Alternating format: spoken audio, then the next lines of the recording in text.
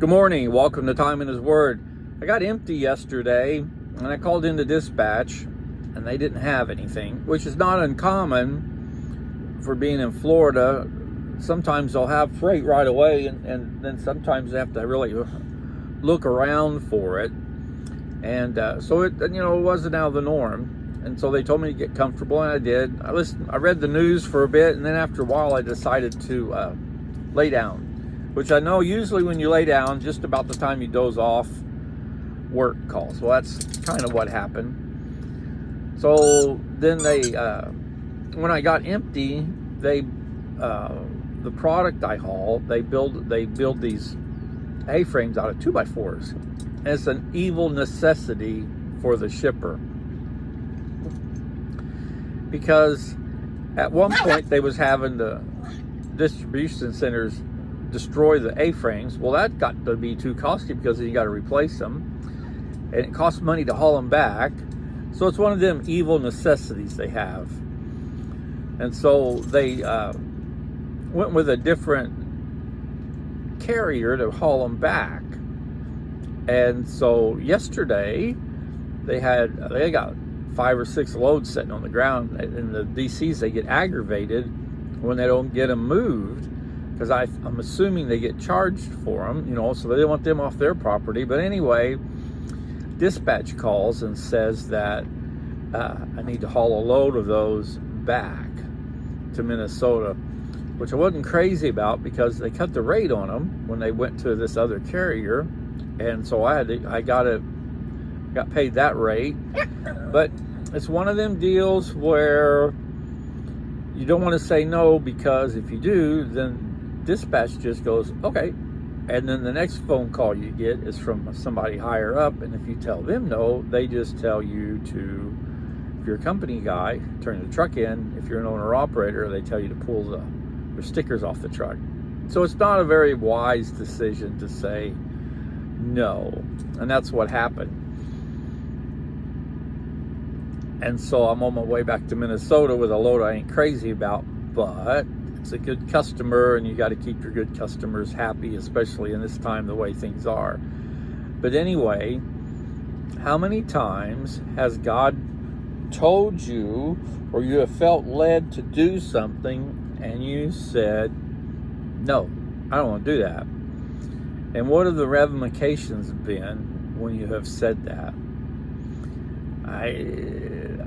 There's been a few times I've had a chance to witness to a driver, and I didn't. For whatever reason, I felt scared. Just whatever the reason, I didn't. And at that moment, I felt a little uneasiness. But as the day went by, boy, I really had an uneasy feeling about not doing what I was led to do. In Proverbs, the 3rd chapter, verses 5 and 6, it says, "Trust in the Lord with all your heart, and do not lean on your own understanding. In all your ways acknowledge him, and he will make your paths straight." At verse 5, that one sentence really stands out to me. And do not lean on your own understanding. Sometimes in trucking we'll say, well, we don't see the big picture when we're talking to dispatch, because we'll be somewhere and we'll be like, well, if I can get this load, then that'll get me here, that'll get me home. And dispatch will say, well, we don't do this load no more, or they're not shipping that. So with not being able to see the whole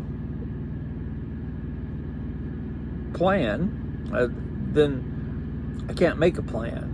And it's the same way with when we tell God, no, I don't want to do that.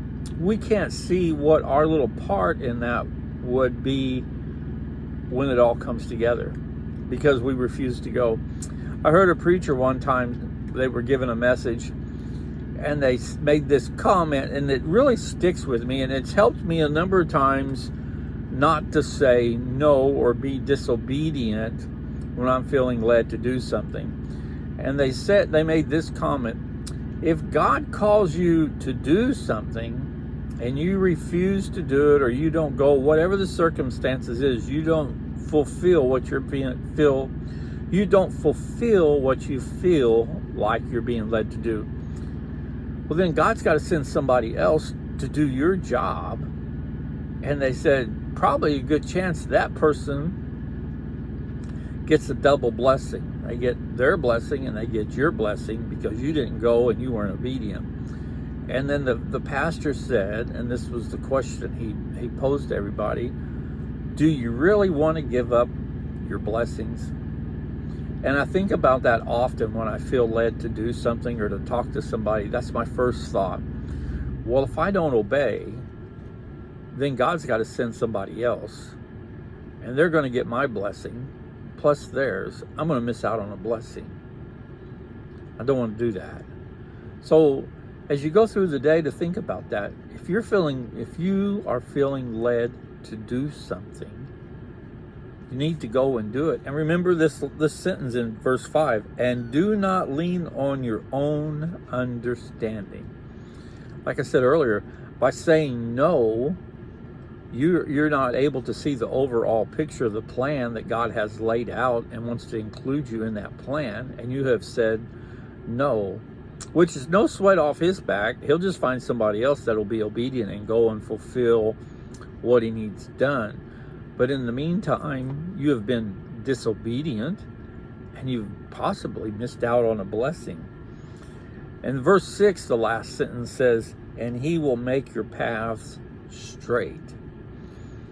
So if we're being obedient and we're doing what we're called to do, we ain't got nothing to worry about. It's when we decide to say, no, I don't want to do that. That's just like this load. I don't really want to do it, but the thing is, it takes me out of a bad area rate-wise, and it puts me into a good area rate-wise. So while I might not like the load, the end result's going to be worth doing the trip. And it's the same way when we're called to do something and we're seeing what we feel like we're led to do, and we really don't want to do it because we don't like the individual, we don't like the circumstances we're seeing, whatever the reason is that you want to say as to why you're not going to do that, we can't see the overall picture. We can't see where we're at and where it's going to take us and what's going to become of that. So think about that today. If you're feeling led to do something, rather than to say no and to make excuses, and as verse 5 says, and do not lean on your own understanding, instead stand up and say, yes, Lord, here am I, send me.